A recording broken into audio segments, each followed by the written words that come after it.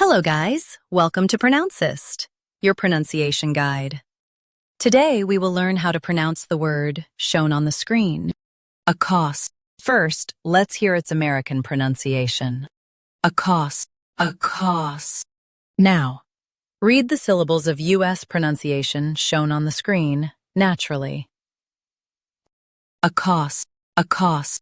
Now, let's focus on British pronunciation of this word. ACCOST, ACCOST. Now, read the syllables of British pronunciation shown on the screen naturally. ACCOST, ACCOST. U.S. ACCOST has cost.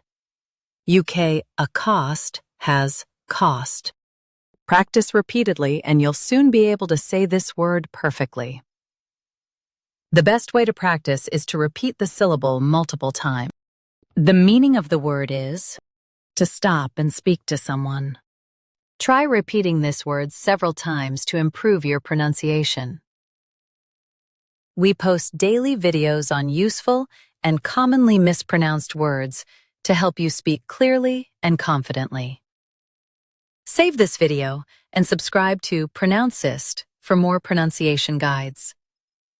Thanks for watching us.